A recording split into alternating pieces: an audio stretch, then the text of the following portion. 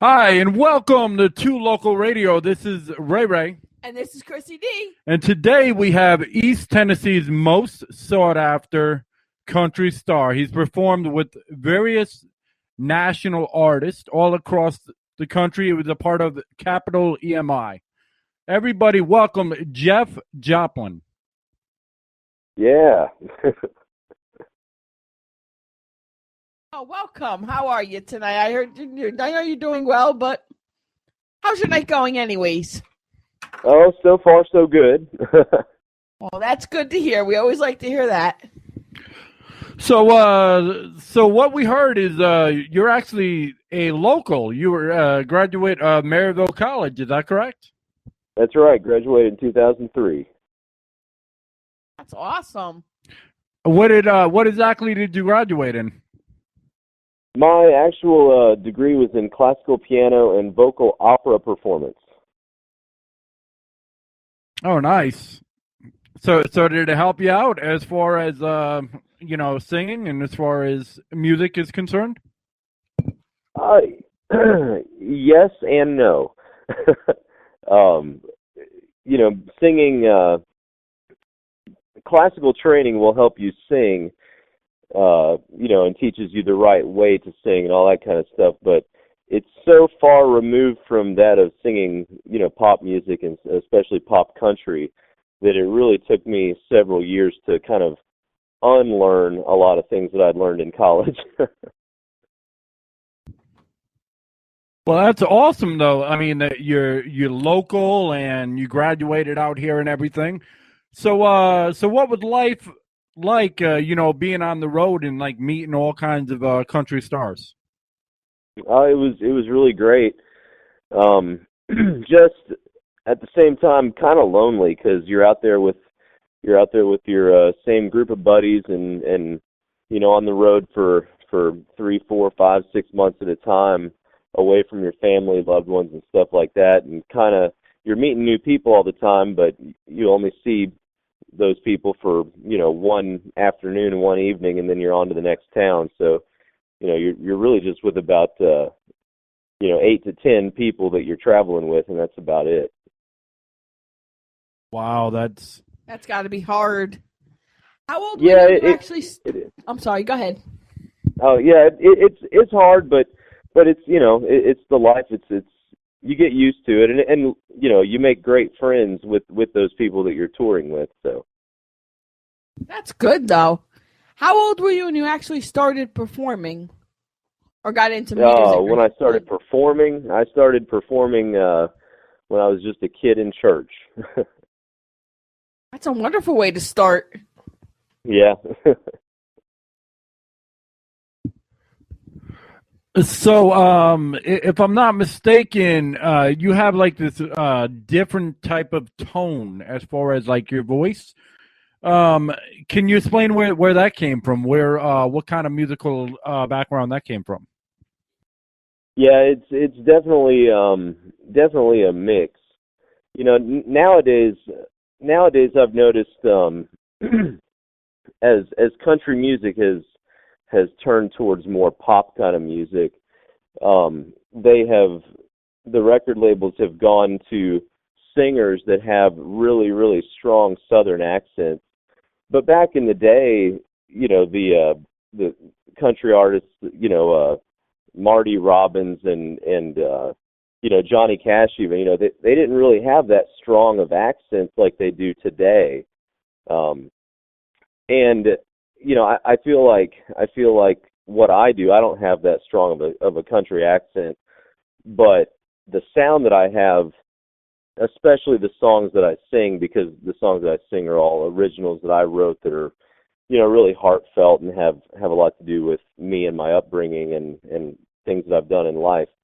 Kind of adds to its own sort of throwback sound, but yet we're definitely a new contemporary country rock band. So, what would you say is your favorite song out of all your albums?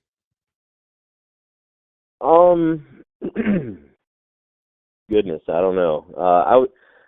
My favorite song probably at this point is our newest one, "All I Want's Another Beer." I absolutely love that song. Yep. It does. What inspired you to make that song? Well, I actually co-wrote that one with my fiance Sandra Teaster, and the whole I heard your show the other night when you first played it, and you got it spot on. The whole idea in the song was that, you know, at my age, I go in to a bar, to a venue, to a club that I'm playing or something like that, and, you know, there's always girls, and they're always trying to flirt and do stuff, and it's like, hey, all I want's another beer. And you know, and especially because my fiance and I both wrote it together, it's, you know, she kind of pointed out the fact that, hey, you know, that girl was just flirting with you, right? And I'll say, oh, no, I didn't really notice. I was just asking for a beer. Yeah. You know what's funny? When we heard that song, the first thing I looked at Ray and I said to Ray, I said, you know, honey, I said, that sounds like you. I said, he could be sitting in the bar, girl could be flirting right at him. He wouldn't even be paying attention. Exactly what he'd be saying too. I want another beer with his buddies. Yeah. I think a lot of it has to do with the fact that I'm quite oblivious to that kind of stuff. Nothing wrong with that. What about the other songs? Any of your other songs? What made you write them? All completely personal stories, personal things that happened to me. You played the other night, I heard on your show, you played Here's to You, which was a very true story about a pretty ugly breakup that I went through. And there's also a song that I have on this current EP that was actually one of the first songs that I wrote, called Storm, and it's a song that was about another breakup, but very much a true story. And, you know, they're all just about things that I've been through, things that have happened to me, or that I've experienced one way or the other. Oh, okay. So are you still a part of Capitol Records, or did you all have a fallout? No, when I was touring, I was touring with a guy named Troy Olson, who back in 2010 had a song that went into the top 20 on Billboard called Summer Thing. And I toured with him for about 8 months, and we toured all over the continental US. And that song, you know, as it climbed the charts, we were playing all over the place, and then as it started coming down off the charts, you know, they kind of gave the band the option on what to do. And my dad had just passed away here in East Tennessee, and left my mom with a big farm out in Townsend. And so as the song was coming off the charts, I said, well, you know what, I think I'm just gonna move back and kind of help out on the family farm and do that sort of thing. And then came back here and started the Jeff Jopling Band. So do you miss being out on the road and touring, or you just not? It's just not your thing anymore because our condolences. As you said, your dad passed away, and that had to be hard on you and everything, and just to get back in the groove. Well, well, thank you. Yeah, first of all, I will say that touring, I love touring. It's really one of my favorite things in the entire world. However, my soul feels a lot better doing what I'm doing now. When I was touring and with Capitol and all that, I was just simply on stage playing bass and piano for, you know, somebody else. And now being back home and doing this, I get to do what I want to do. You know, it's my band, it's my music. I'm doing literally everything that I want to do. But I will say that although I do love touring, that particular time in my life was one of the hardest things because my dad passed away. And, you know, chronologically speaking, I said my dad passed away, and so I came back. But my dad actually passed away right before I left. And he passed away literally 3 days before we left on one of our big tours. And the day that we buried him, I had to get on the tour bus that evening and I was gone for 3 months, didn't see my family or anything. And as you're driving back from Maryville towards Townsend down 321, you get to a spot just past this Exxon station where you see the mountains right in front of you, and I had to pull over, and I just bawled for about 30 minutes. Just it was the first time that I really had to myself to just kind of reminisce and mourn. So I will say that I love touring, but it can be a very hard thing, especially when you have family issues and stuff like that going on. Yeah, that's sad. I mean, that made me feel bad when you said that. I just felt so sad when you said that. I can't even imagine Me what either. that would feel like, knowing that, hey, you got your big break, you get the tour, and then you have a Death in the family like that. especially a close one. I mean, that's especially just like a parent. Yeah. Well, it wasn't that hard. I mean, hey, we're all professionals. The show must go on. I know that my dad would have wanted me to do it and all of that, but I think what was really hard was coming back from that experience and getting back to East Tennessee and to everything that I'd remembered, and realizing, you know what, I can't, I so badly wanted to call my dad and like tell him about everything that had happened, and I realized that I can't ever tell him. I could never tell him or share any of those experiences with him. That was probably the hardest. Yeah, but you know what? Knowing he was up above you and he was right there watching you on stage. I bet you he was standing on stage with you. That's what I've always believed. And I guarantee he's your biggest fan. Really, he's cheering you on the most. Yeah, I could feel him there with me the whole time. So how has life, changed you as a musician from, all the touring experiences to now running your own, band and everything? And do you feel you've evolved as a musician? Just you've got more creative and more diversified now that you know what it's all about? Yeah,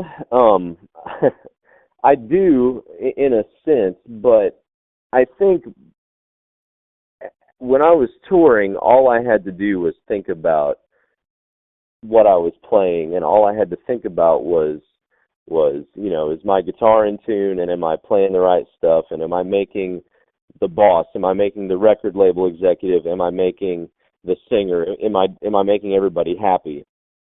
Nowadays, there's a whole lot more to think about when it's the Jeff Jopling band, when I'm, when it's my name on the banners, but primarily my name on the check.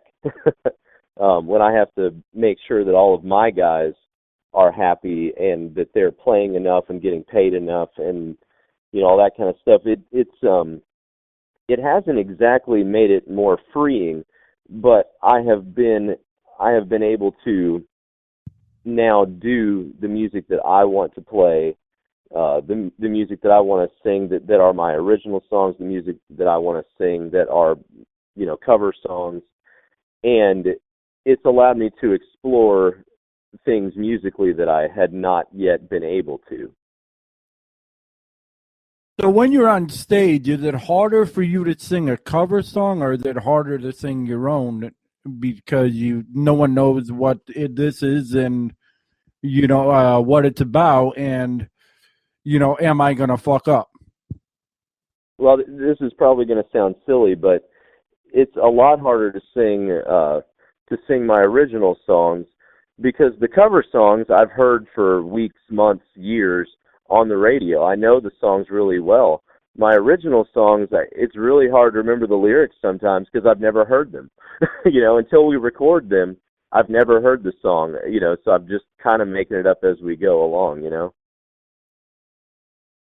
So have you ever had that time where you just like felt like an asshole, where it was like you knew what the lyrics were, but you forgot just a point, and nobody knew you forgot, but in your own mind you're like, why did I just do that? Yeah, that happens all the time. But very rarely do I get called out on it. Most of the time people don't notice. Well, I understand that, because that's got to be hard, doing your own songs and playing and getting everybody, in tune and everything. So, what was the best show you'd say that you played? I don't know. They all have their ups and downs. I don't know. One of my favorite shows that we played was I guess in 2012 we played the Foothills Fall Festival here in Maryville. That was a highlight. Yeah, I'd probably go with that one. So, have you ever had like somebody come up to you and say your music has like inspired me or really touched my life? Yeah, in a strange way. Remember I was telling you about that song Storm that I'd written. It was actually about a breakup,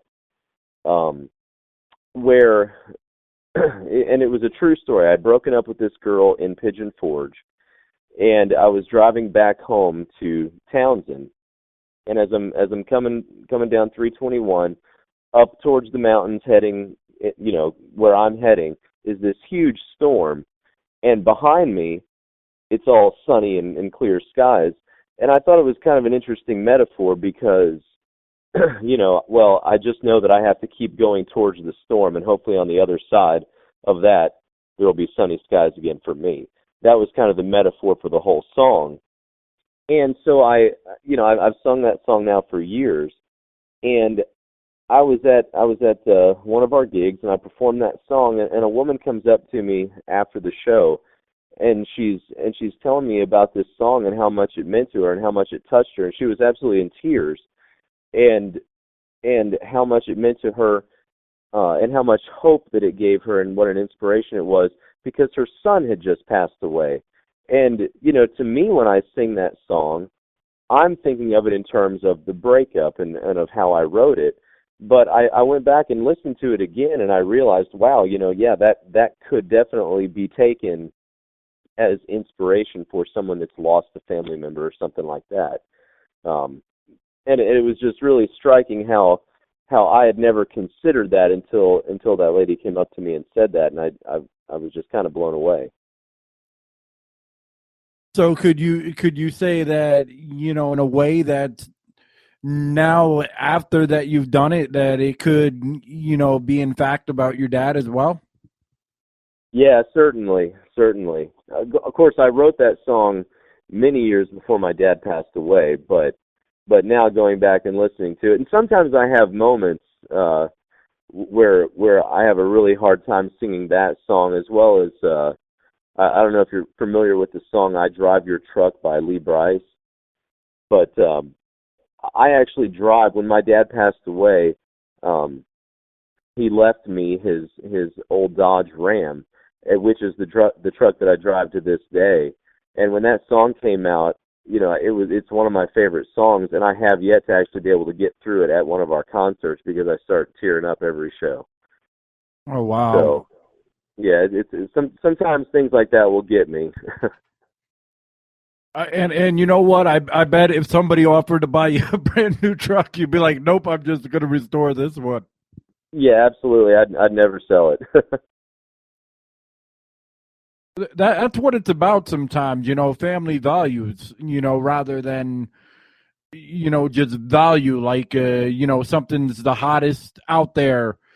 That doesn't always mean something. It's about sentimental value to some people. Like you said, with, you drive your dad's truck, that he gave you and everything. That is really, amazing and really touching, because a lot of people would be like, all right, well, that's an old raggedy truck. And you're like, no, it's got sentimental value. I'm going to drive it to the day I die. Yeah. Yeah, it's a lot more valuable sentimentally to me than a brand new truck would be, for sure. Exactly. This is once somebody usually starts making money, the first thing, even if it's not a lot of money, just even making money in general, the first thing that's what they would say is, let me go get a brand new truck.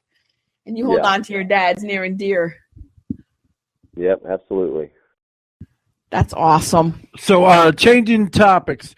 So, do you like to play in front of, a few people, or are you more of, a main, festival type person, or does it not matter? And have you ever had the time where, the crowd just wasn't into it and you did something to change their minds?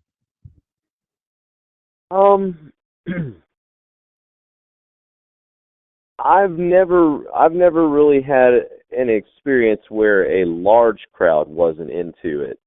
There's been plenty of times with smaller crowds, you're playing a smaller bar or a venue or something like that, and people just aren't into it, especially if you're playing a festival earlier in the day, and people aren't drunk yet, or people just aren't really, there to have a good time. They're, you're just kind of filler music. That is what it is, and you'll have that sometimes. But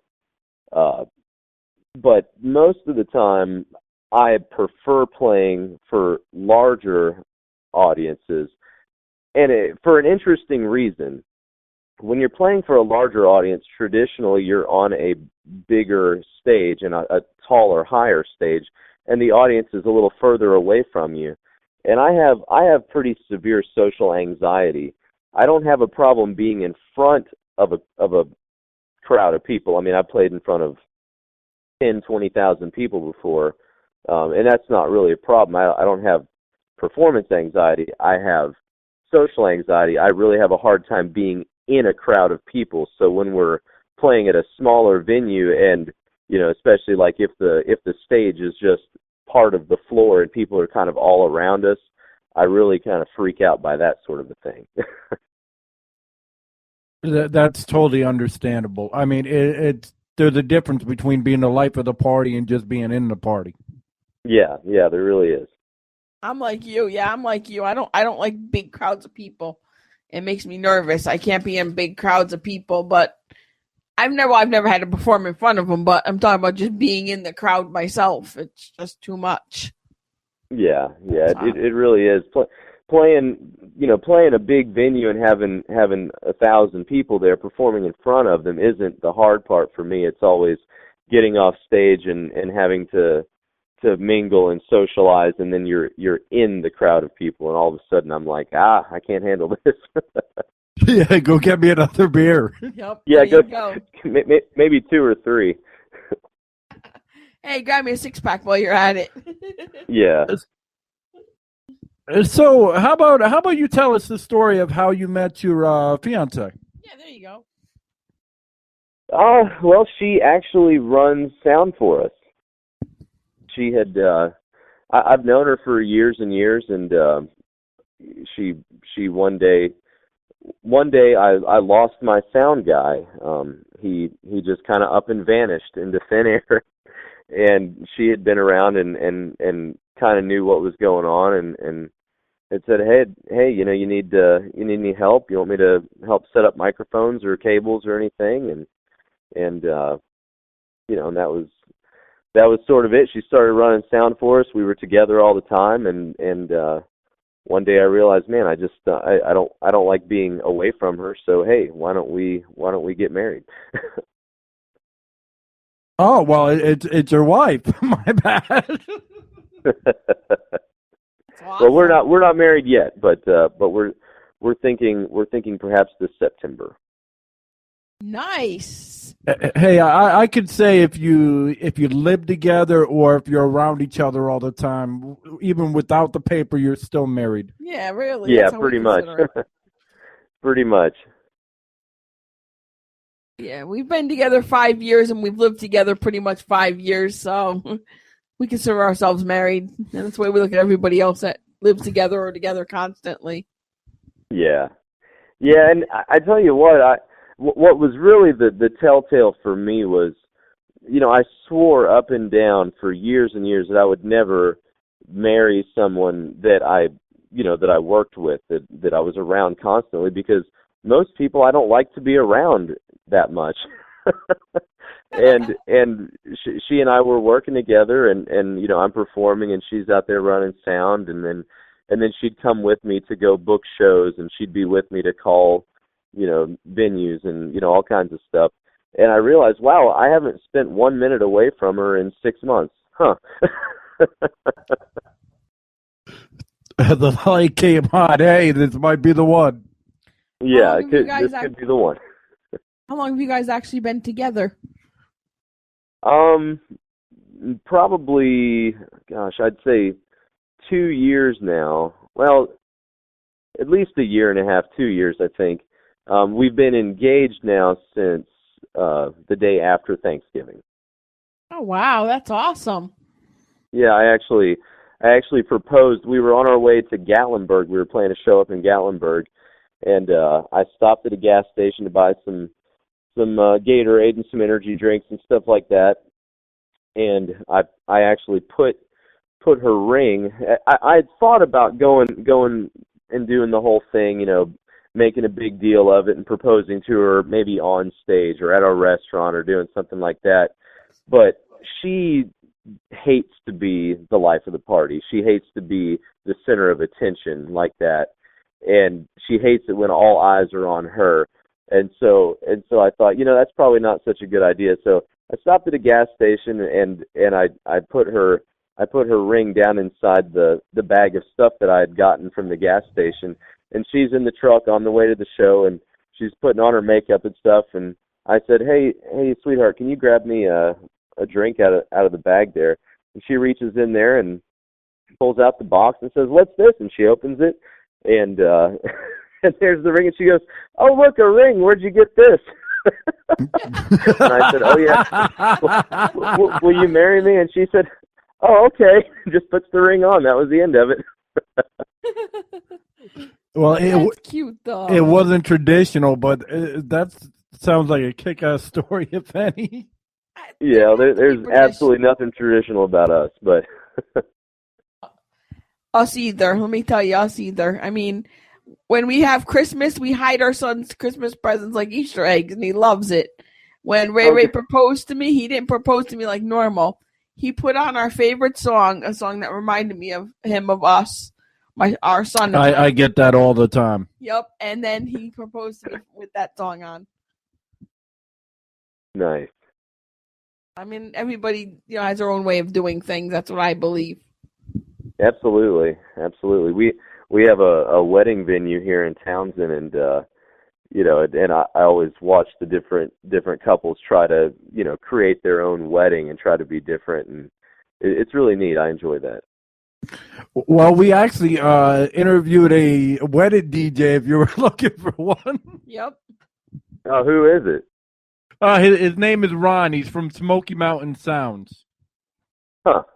He's very genuine and very valued as far as price. He doesn't charge people an arm and a leg. Nice.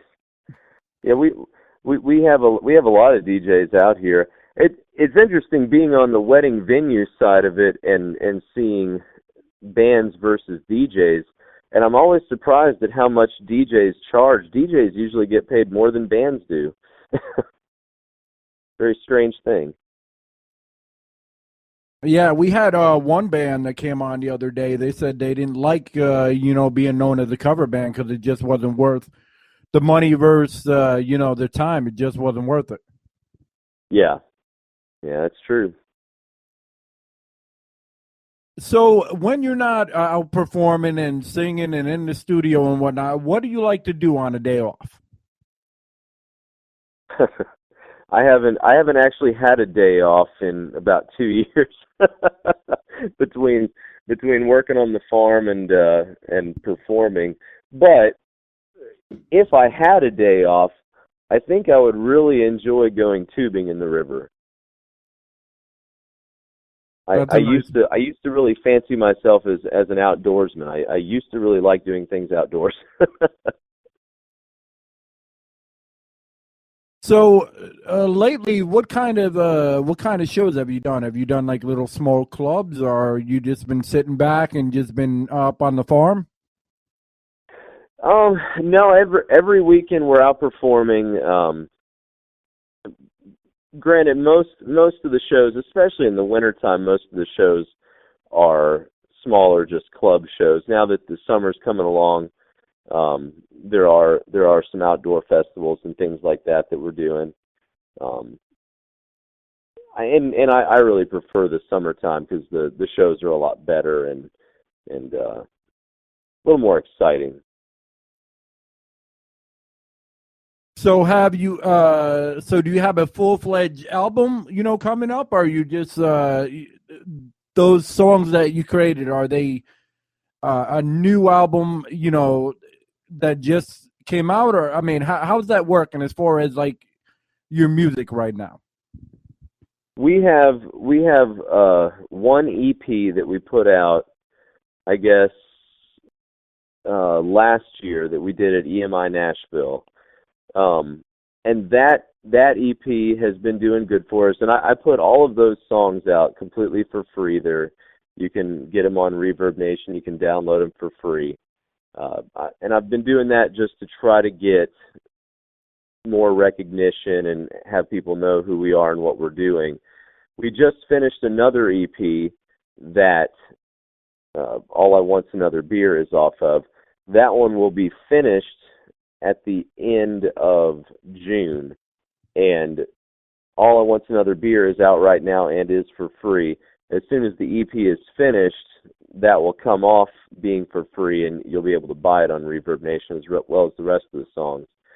And then we have another EP that we're going to be doing in the fall, and when that one comes out, then we're going to combine all three of the EPs, and we'll have our first album of those combined EPs. I've got a couple of other albums that I've done over the years, but as the Jeff Jopling band and the entity that we're doing now, this will be the first full album. It'll be finished at the end of fall. Okay, and what band were you with originally, or do you not care to talk about it? Oh, I've been with numerous bands. A band called Rhinestone Revival. A lot of them, but mostly, of course, Troy Olson that I toured with Capital EMI. But the only stuff that I've had the opportunity to do of my own Jeff Jopling music has been with the Jeff Jopling band since 2010. And would you say that your wife or your soon-to-be wife is a major inspiration of the majority of songs, or? She is a major inspiration of majority of the newer songs that I've written. That's for sure. And in fact, with All I Want's Another Beer, she's even a co-writer. So yeah.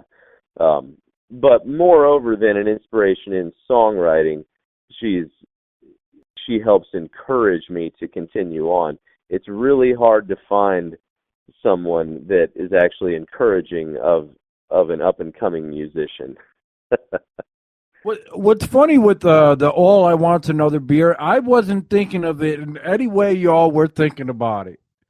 The way I was looking at it was, a guy's like, okay, I finally get a night to myself and people are bugging the shit out of me and all I want's another beer. Yeah, absolutely. I think that could be a theme song for the guys out there. Yeah, I hope so.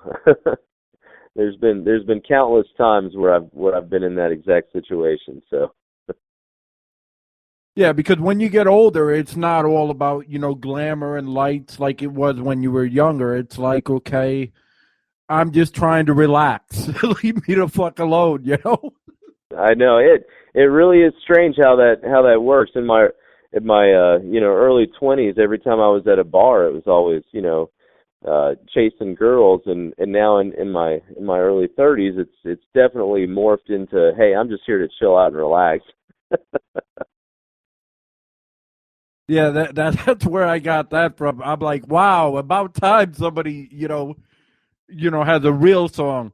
I mean, country is a great genre, but a lot of it's all the same, and that's just different, and that's what I like about it. No, I appreciate that. So could you see yourself in future EPs or future albums going that different creative flow, like not the norm, not necessarily what's in, but how you feel? Yeah, absolutely. I really hope that's what direction all of this takes me, because I don't want to do this and be all about the money. I really do love music, and I really do want, the reason that it's an art form is as a songwriter and trying to get your emotions out there and have other people, be able to identify with that. And that's what I enjoy about it. So. Well, I wasn't thinking it was all about the money to begin with, because when you said, well, you have this for free and that for free, I'm like, well, this guy's out there, spending all this money, him and his band, to get these EPs. It's not cheap to make a CD. No, it's not. Definitely not. So I give you all the credit in the world, for saying, well, hey, here's our music. We're trying to get exposure. Just have it. A lot of people would be like, no, I'm charging $3, $5, $7 for a song. Yeah. Well, I've seen it done so many ways. And, I've seen people, like you said, it costs a small fortune just to even record demos of your songs. So, but I've seen a lot of people go out and spend the money, and then they come back and they have, a product that really isn't that good, and they try to recoup their money by selling their CDs and stuff like that. And I guess where I've kind of hovered around is really we make our money back off of our shows. So if we can have people hear our music and they like us, and then they're going to come to our shows, and then, the venue makes money off of us, so therefore they're okay with paying us, and we're giving our music away so people aren't having to spend their money on that. It's kind of a win-win for everybody. I wish more people actually thought like that. That is the right way to think about things. It is. And then not only that, but you make money off of when you start selling shirts and stuff too, shirts and hats and stuff like that, Yeah, absolutely. You have to think about it like a business, or especially when you're the one writing the checks to all your guys. But at the same time, you don't want to be charging a bunch of money for music that perhaps isn't that good, and you don't want to be charging venues an arm and a leg when you're not bringing in a huge crowd that follows you everywhere. So you have to start somewhere, and that's kind of the way I decided to go about it. Is just, well, let's give the music away as much as we can, and we'll sell some merchandise, T-shirts and things like that, and and then that way we have followers, the venues will pay us, and we have tons of shows at this point. So I guess it's working out pretty well. That's good. Yeah. Exactly. That's absolutely, fantastic. The fact that he's willing to do that. Because for people that don't know, I don't know about out here because I don't know what studios cost out here, but I know up north they can run damn near $80 an hour. Oh yeah, easily. We actually got really lucky in the studios that we've recorded at. People have been willing to work with us and help us out, and get a pretty decent product for the time that we've spent doing them. So. Yeah, and I think you would also agree with me that most studios, when you go in them, they expect you to be prepared. If you're not prepared, they don't care. They still want their money. Oh yeah, absolutely. Of course, that's on everybody's fault there. If you go into a studio and you're not prepared to go in, you shouldn't be there wasting the sound engineer's time necessarily either. But but there's a lot of things that don't really come together until you're finally in the studio, and it really helps to have sound engineers that are there and willing to work with you, and say, hey, you know what, while you guys are working this out, I'm going to go take a lunch break. I'll be back later on. Don't worry about it. Your time in here is free for the time being. So. Exactly. Then you must have, really scored as far as like a studio, because a lot of them that I've known just are all about the money, and that's it. I mean, if they like somebody, they'll give them, an extra like 15 minutes or something.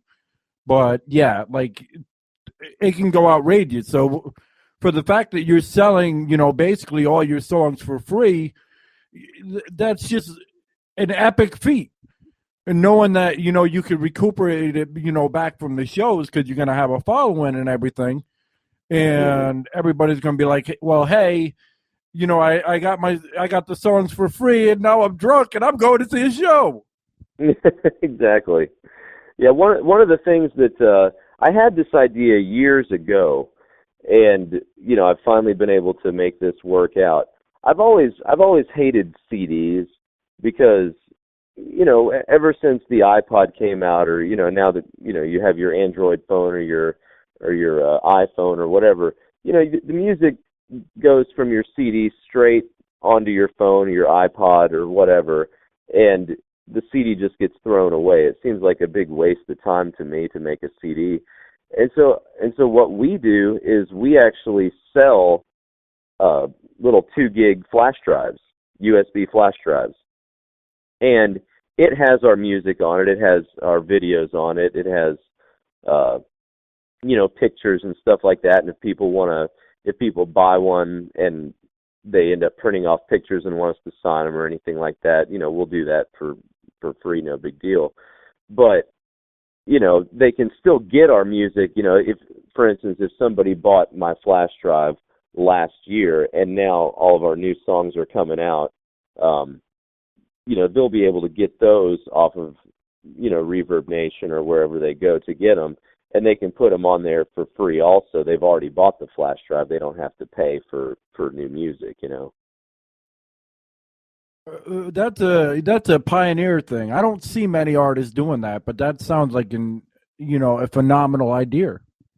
Yeah, it works out. It works out really well as a way when you're going out trying to solicit shows. You're going out to venues and stuff, and they ask for a CD of your music. You say, well, here's a flash drive, and it says the Jeff Jopling Band on it. And if the fact is the venue may like classic rock instead of country. They may like, something else that we're not doing. But, and they may say, well, we're not going to book these guys yet. But they're not likely to throw away a perfectly good 2 gig flash drive. They may delete all of our information off of it and use it, for something else. But sitting on that venue owner's desk for a year and a half is going to be a flash drive with my name and phone number and website on it. And at some point, they may very well decide that they, oh, you know what, we should have a country night. Hey, I have an idea. Here's these guys. And then they still have that on their desk. And that's actually worked out pretty well for me so far. That's good. That's very good, to hear. Exactly. Also, I believe in the digital download age. That's what I call this age. Not the next generation, but the digital download age. Yeah. I just believe that artists nowadays, it's not about, just how good their music is. It's also about their personality. People like to relate to the personality and like to relate to the artist and the way they feel and how they, go about life. Would you agree? Oh, yeah, absolutely. That's very true, Ray. That is very true. I would rather go to a show and sit and talk to, let's say, a country star who's more willing to sign autographs and talk to the person, the fan, and say, hey, I loved your music, and the artist sits there and goes, thank you, and has a little conversation with you. Then the artist goes, yeah, here's your CD, whatever, Yeah, that's absolutely. from a fan's point of view. Yeah, definitely. And I always think about, when I've been out to see bands that I like, and how did I respond to them, or how did they respond to me rather, and I always try to treat my fans the same way I would want to be treated. Are you a NASCAR fan? I mean, I don't have anything against it, but no, I don't really keep up with it. That's funny because the way you run things and the way you go about things. I just thought you've been to like NASCAR events because they do the same kind of thing for the most part, where they're all about the fans and, you know, ready to cater to them and, you know, bring just like the live, you know, a NASCAR event's different than any other sport. I'll tell you that much. Yeah, I've heard a lot of people say that. Like I said, I've never really been to a NASCAR event, but I've heard a lot of people, a lot of friends of mine like NASCAR, and I've heard that. So do you have any road stories that would be interesting to hear? Yeah. I was touring. I guess this was in 2009. We were up in Canada. We were touring up in Canada, and a good buddy of mine, Matt Billingsley, used to play drums for Lady Antebellum. And we happened to be in Edmonton, Alberta, and we had a gig get canceled on us. And so, you know, a lot of people may not know that when you're touring musicians are kind of the same thing as truck drivers. You live at truck stops, you shower at truck stops, you eat at truck stops, and the bus parks at truck stops overnight. Where else do you park a 45-foot long tour bus? You park at a truck stop overnight. And so we were parked at a Flying J up in Edmonton, Alberta, and we were there. We had a series of shows booked at a casino up there, and the shows got canceled. I can't remember why, but because the shows got canceled, we were just stuck. The shows are canceled, so you don't have money to book to put the diesel in the bus to go to the next town. So you're just kind of stuck there until it's time to go to the next town. So we're just there. We decided, okay, well, we're going to go to the mall, and it was a huge mall. And we found out that Lady Antebellum was playing at this mall, and they were advertising their show that they were playing the next night in Calgary. And so I sent a text to my buddy Matt, who was playing drums for Lady Antebellum at the time, and he, found out, oh yeah, you guys are here? Well, yeah. So we met him at the little restaurant area at the mall after they finished playing, and he invited me and the drummer and the guitar player to go down to Calgary, and they were opening for Tim McGraw that night. And so he gave us tickets, and we went down there and hung out with them the next night. And after the show, we went to the after party, which was at this big country music club, kind of like Cotton Eye Joe's, except a whole lot bigger. And they had this big after party for Lady Antebellum and the band from Tim McGraw's band and all that. And so after the show and after the after party, we decided to drive back, and this is probably about 6 o'clock in the morning. And we had to rent a car because, of course, the bus wasn't going to drive us that far. So we get back to the Flying J. We pull up to the truck stop and pull up to our bus. And on either side of our bus were these big gray, brand new tour buses. And we're like, man, who is that? So we woke up the next morning and found out that after the show, Tim McGraw and all of his band and their buses came up and parked at the same Flying J. And Tim McGraw and his band slept literally right next to us that night at the Flying J. That's awesome. Did you actually get to meet like Tim McGraw and Lady Antebellum? I didn't meet Tim McGraw, but Lady Antebellum, we got to meet all the guys in their band. And Charles is the lead guy singer for Lady Antebellum, and he wasn't there. Hillary was there, and Dave was there, and then the rest of the band was there. But Charles wasn't there at the after party. But our guitar player looked at the time a lot like Charles from Lady Antebellum. And so we're at this after party, and we're all hanging out, and people are coming up to Hillary, and then they're putting their arm around our guitar player, Josh. They're like, man, you guys did such a great show tonight. And, it was a huge, they played it in front of like 30,000 people that night. And people are just coming up to Josh thinking that he's Charles, and they're saying, man, you did such a great job tonight. And Hillary saw this whole thing going on, and she comes over and starts playing along and puts her arm around Josh and says, "Yeah, hey, how'd you like our show?" And he's got pictures now all over Facebook of him and Hillary with people thinking that he's Charles. Oh, that's so funny. Oh, yeah. You know what, though? If I was in a tour bus and I was in a band and I seen a big, another band, I would have knocked on the door and been like, "Hey, who's here?"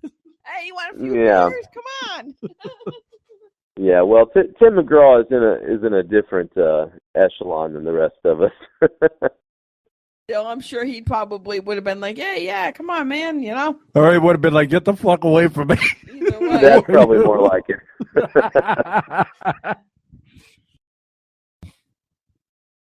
But yeah, that was a very, interesting story. And what did you end up, playing out in Canada, or you just got to spend the night and you headed out? Yeah, actually, we lived at that Flying J for about a week. I really thought about getting a job. I mean, Canada was really rough on us, actually, because we got paid pretty well for the shows that we played, but in the music business, sometimes shows get canceled, and in that particular experience, we had about 4 days worth of shows that we were supposed to play at this casino that got canceled. And up in Canada at the time, at least, I don't know what it is now, but everything in Canada was so expensive, and we're staying at a Flying J, having to shower. Each shower was like $10 to shower. We're trying to eat as little as possible, to not spend all of our money on food. And so we're buying like Chef Boyardee and stuff like that for, just a little can of noodles was like $6. It was ridiculous. But what was really bad about it was the fact that we were in Canada and, we were all from Nashville. We were all living in Nashville at the time. And we all had bank accounts with Bank of America. Well, of course, there's no Bank of America in Canada. And so we were sitting with, $1,000 cash in our pockets, but no way to get it to our bank accounts to pay credit card bills or to do anything with it. And it was a really hard time for us. I guess so. Yeah, I know that feeling, man. I definitely know that feeling. When we came out this way, we had I forgot what bank it was, but we had one bank, and there's not a bank in the area, and my check kept on getting drawn out to that. But I lost my ATM, so I couldn't get an ATM card as I had checks. I mean, it was just a mess. So I can understand where you're coming from. Yeah, well, what was really, really frustrating about that was we got back from that tour, and I think it was probably about 3 months later that Bank of America finally presented their app for Android phones where you could just take the picture with your phone and deposit a check. And it was just like, oh, boy, I really could have used that 3 months ago. I know. Where were you 3 months ago, you stupid app? Yeah, it was pretty sad. Well, next time you go on tour, I would definitely stock your tour bus up, and I'd make sure your tour bus had a stove and a shower and everything else, so you guys could shower right in there, Oh, yeah. and stock it up with food so you can just cook right in your tour bus and feed everybody. Normally when you're touring like that, though, you still have, you might sleep in the bus 1 or 2 nights a week, as the bus is traveling, but most of the time you end up having hotel rooms and stuff like that, so it's really not a big deal. But in that particular case, because the shows got canceled, there were no hotel rooms, there was nothing. Yeah, I would have been like, get me away from this fucking bus. Oh man, I tell you what. And what's really bad about a tour bus is that you're in there with 6 to 8 other people usually, and if you let's say hypothetically maybe you go out drinking one night, and let's say hypothetically you drank too much, and then you decide that, man, I need to throw up, and you're in your bunk. It's really hard to, and let's say hypothetically that somebody's in the bathroom, so you can't get in there. It's really hard to get off of the bus in time before you throw up. Oh God, yeah, that must have been messy. Yeah, I won't say that I know about that from personal experience, but I know about that from personal experience.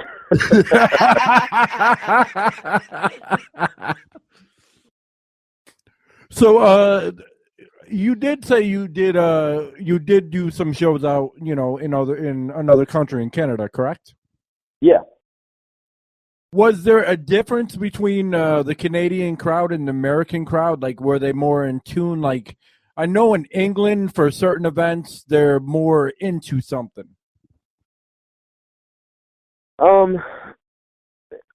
Canadians in general were a lot more laid back. The shows themselves weren't really a whole lot different. It was all the after party stuff that was a lot different. In Canada, it's just kind of like anything goes. They're a lot less conservative, even than liberal Americans. So somebody could be fucking in a parking lot and it wouldn't matter to them. Exactly. Yeah. Oh my God. I mean, I know you're like, you say it in all these weird ways, but I just like to, not sugarcoat anything. Yeah. But would you say, you said that they're more laid back. So basically, in terms that I can understand, they were paying the food prices of Connecticut and dealing with the people of like Jacksonville. Yeah. Yeah, that's about right. Yeah, they were all very sweet. Like I don't think any Canadians ever met a stranger.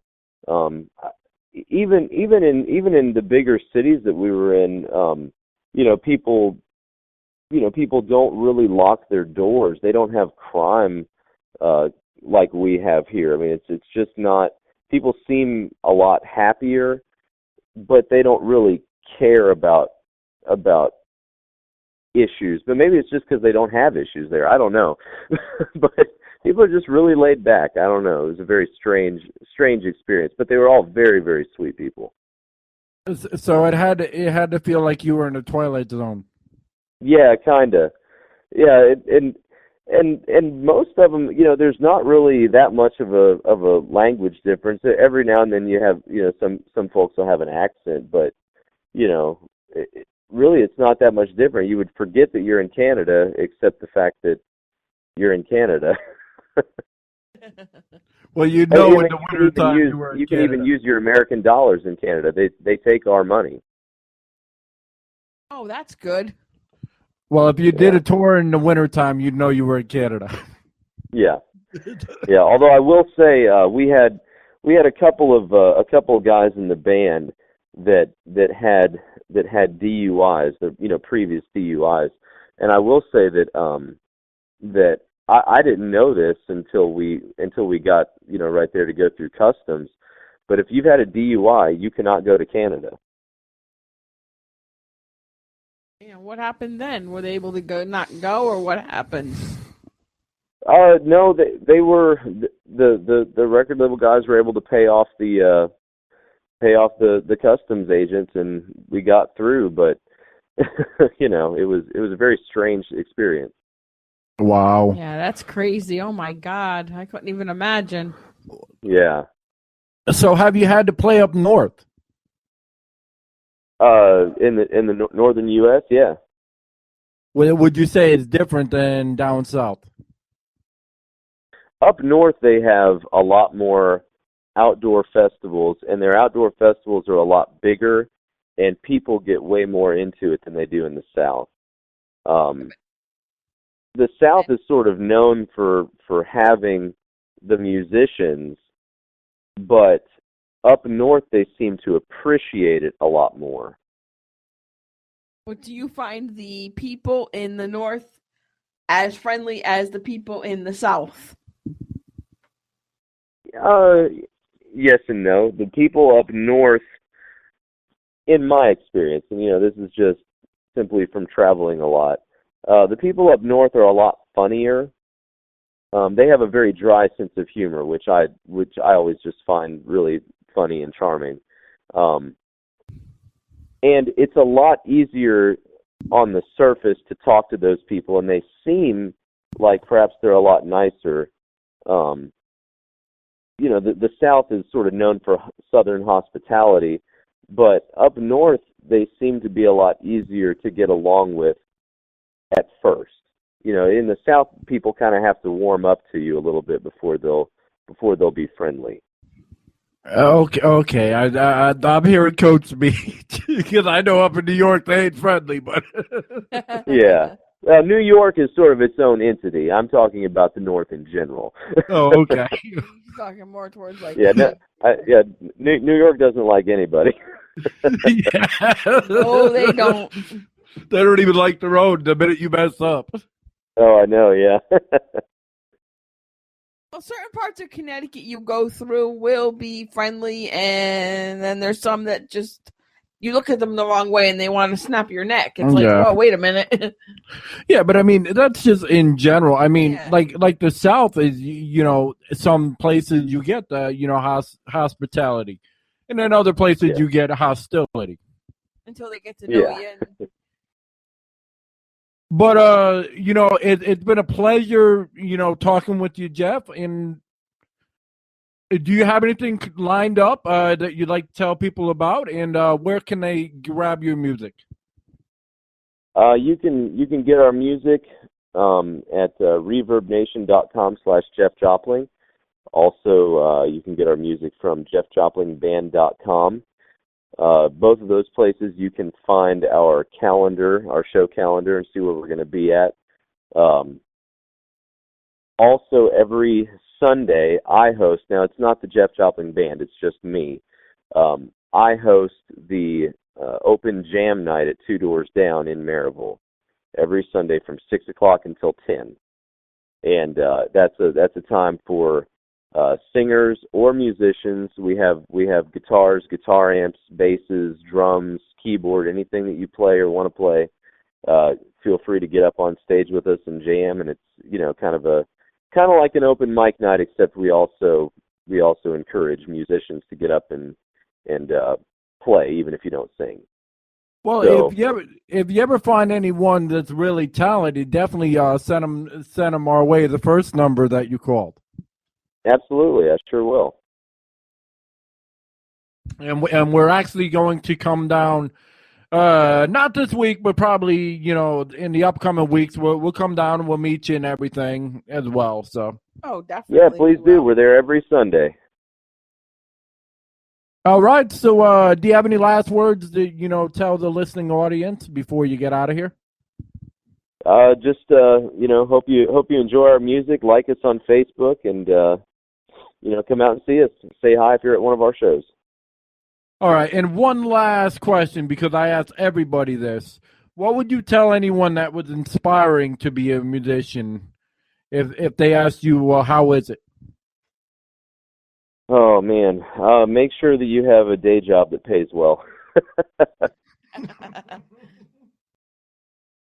Short but sweet. We love it. Well, thank you for, coming out and spending time with us and telling your story, Jeff Jopling. You have yourself a wonderful evening. Yeah, thank you. Hey, thank you guys so much. I sure appreciate it, and I appreciate everything you guys do. All right. You take care. All right, you too.